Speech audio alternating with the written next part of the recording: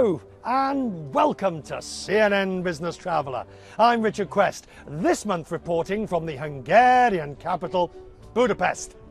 We are here because the old charm of Buda, combined with the cosmopolitan pest, is symbolic of what's happening in this country.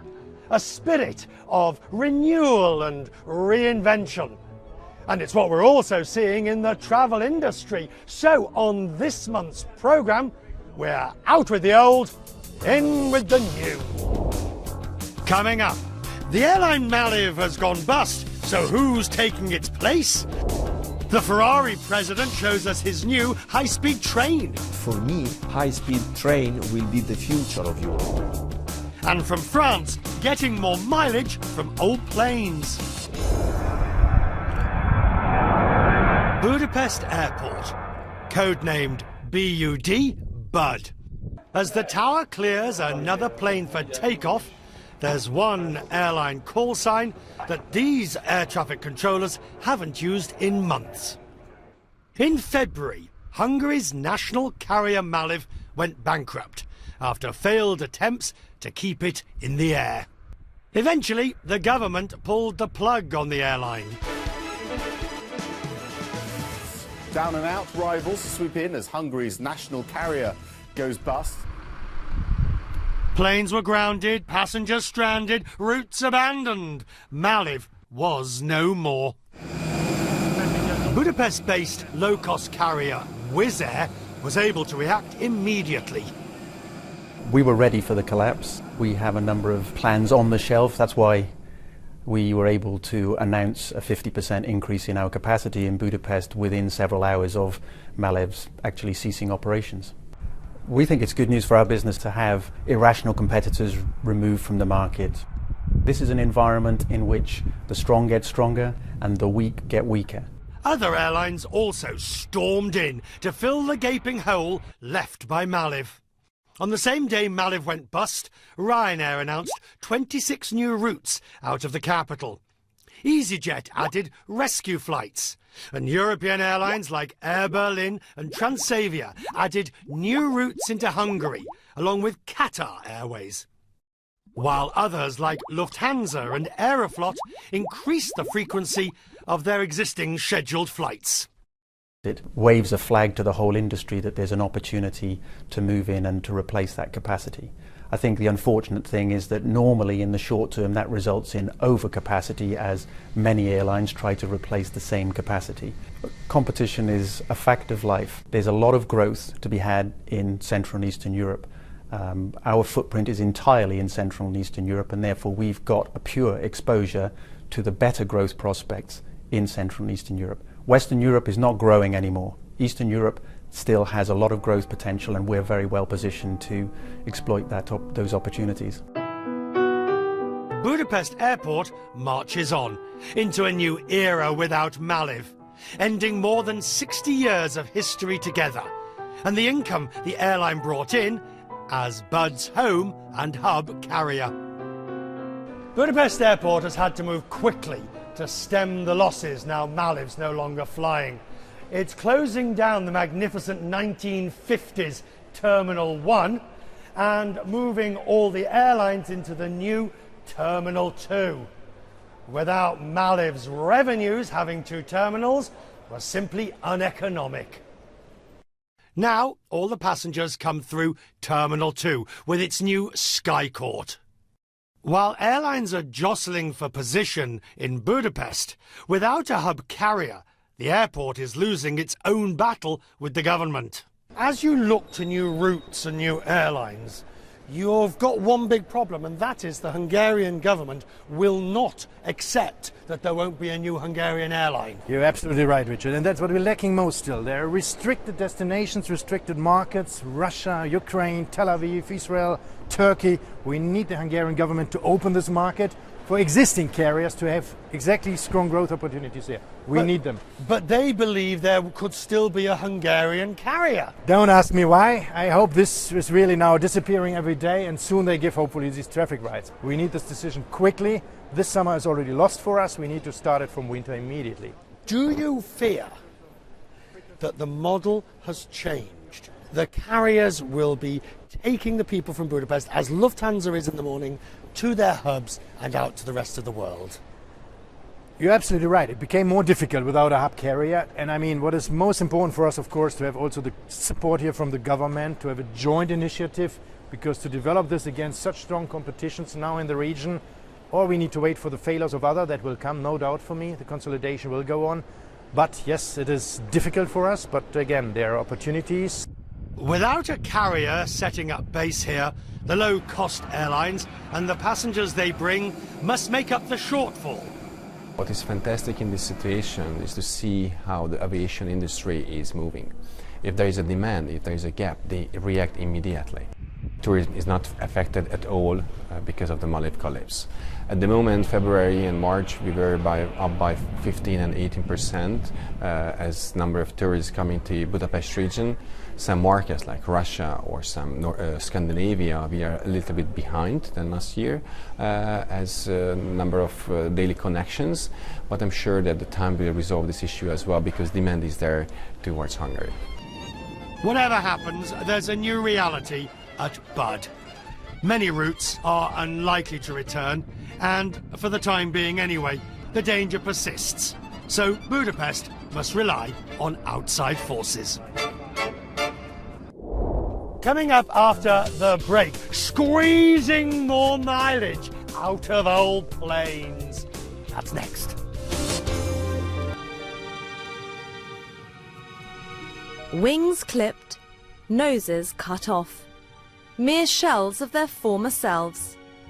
Stripped down right to the bone, these old birds will never fly again. This won't be their final resting place, because this is a recycling yard, not a graveyard.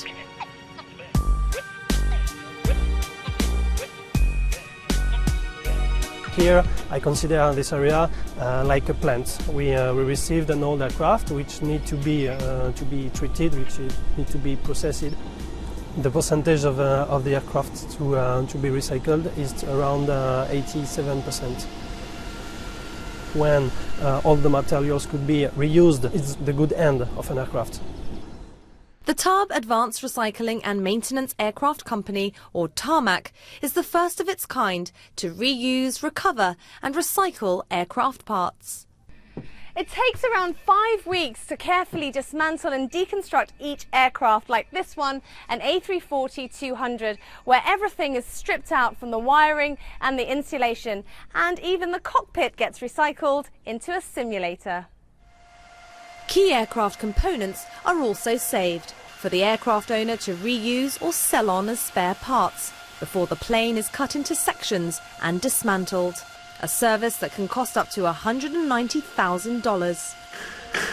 The rest is considered waste, scrap metal such as aluminium that Tarmac can sell to producers. The main reason why they came to us is because it's where the part distribution is. If the owner thinks that the parts will be delivered or it will be sold in Europe, so it's a real interest for them to fly the airplane to our facility, or if they have no ways to remarket the airplane, so they already arrived, and then we can manage the dismantling.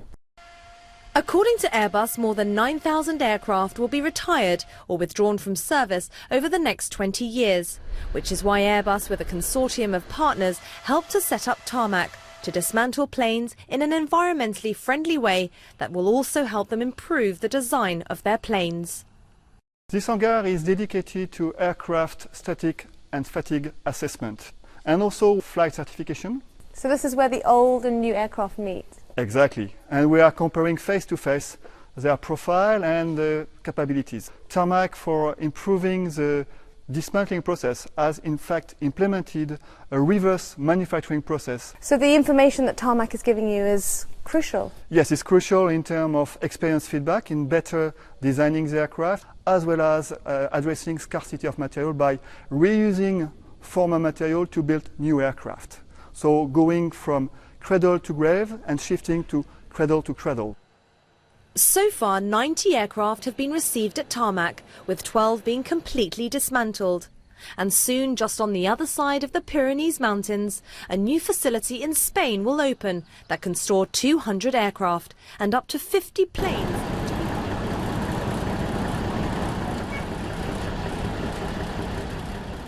Welcome back to Business Traveller.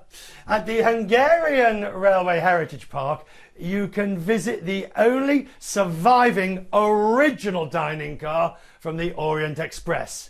It's 100 years old and it's been lovingly restored right the way up to the hat racks. When it came into service in 1912, this was the epitome of style. Today, the president of Ferrari is trying to do something similar with the trains in Italy. It's called the Italo, but most people are calling it the Ferrari train. Ayesha Durgahee has been on board. Sleek, streamlined, and as fast as a Formula One car. With its red Italo trains, NTV is the first privatised rail company in Europe, breaking the monopoly of the state-owned company Trenitalia. And in the driving seat, the chairman of NTV is Luca di Montezemolo, the president of Ferrari. Montezemolo, along with a consortium of partners, including the French state rail company SNCF, has invested $1.2 billion in NTV. Our idea was to do a train for everybody. In Italy, we believe in the future, we like to invest, we like to risk. I hope that it's successful because we have a very precise business plan. As you know, the economic situation is not at the best. Having said that, we feel that the people is finally pleased and happy to have a choice. From the station lounge to the seats on board, NTV is trying to give passengers a different experience. Free Wi-Fi access throughout the train and a cinema carriage. Despite the luxury leather seats, for some passengers like Simone Cassetta, the most attractive part of the train is the price. Trenitalia, with the fast trains, they say they want to unite Italy. They separated because I couldn't afford to go as frequently as I liked from Milano to Rome. Now, with this fares policy, I can start again. Both have lower promotional rates right now, but from Rome to Milan on Trenitalia, flexible standard tickets start from $107 and go up to $200. Flexible standard tickets on Italo start from $110 and go up to just $163. This privatisation and the competition drives more efficient businesses, and with more efficient businesses, those savings and those benefits can be passed on to customers. And not just in Italy as well, we can see with Deutsche Bahn announcing they're coming into London to compete with Eurostar. Eurostar has invested £700 million in upgrading their entire fleet and adding 10 new trains to their fleet. And Trenitalia was ready for Italo's arrival. It spent $100 million upgrading the interiors of its Frecciarossa trains and introduced free Wi-Fi. They welcome a new high-speed player and are prepared to fight for every customer. I think it's an opportunity for the consumer, it's an opportunity for us in order to really demonstrate the power of Trenitalia and Frecciarossa. We are the first high-speed train in Italy. We are the one with the biggest offer. We serve 25 million consumers in the past year, and I think our numbers really are unbeatable. Italo hopes to have 25% of the market by 2014 by appealing to younger travellers, as well as offering a picnic box menu in Club and Prima. It's delicious. Ooh. Whilst the Italo trains are vibrant and new, the style and the service that NTV is betting on will mean nothing if the trains aren't on time, even if the price is right. They've been enjoying the hot springs in Budapest since the end of the 19th century. And even if it's an obvious thing to do, the locals still insist you have a dunk when in Budapest. Enjoying hydrotherapy in winter became a part of Hungary's culture. So much so, Budapest is known as the city of spas. The most famous are the Széchenyi baths. The water certainly makes an impression, and not just up here. Over millions of years, the water formed more than 4,000 natural caves deep underground. 120 kilometers of passages and steep walls. Stalagmites by the dozen running underneath the Buda side of the city. After being discovered by accident in the early 1900s, the caves were quickly adapted for tourists.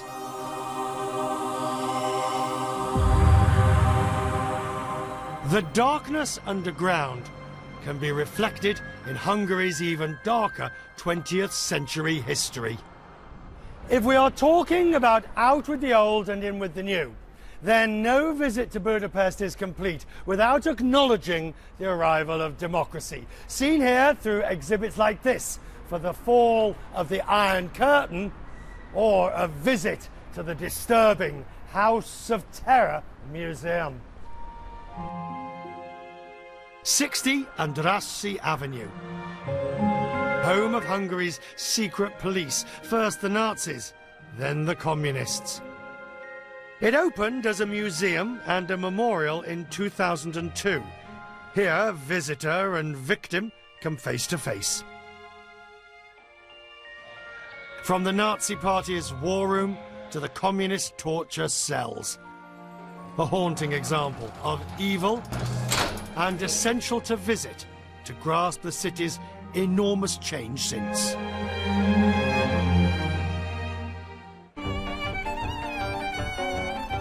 This triumph of change brought the arrival of democracy, encouraging the return of business and traveller, here to enjoy this most magnificent of cities.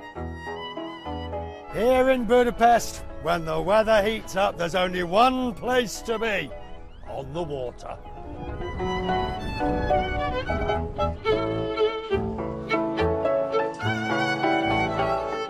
On the Danube, you get to see the best view of Buda and Pest. No matter how much our travelling life may change, some things you just can't beat. An afternoon on the River Danube. And that's CNN Business Traveller for this month. I'm Richard Quest in Budapest. Wherever your travels may take you, I hope it's profitable, and I'll see you next month.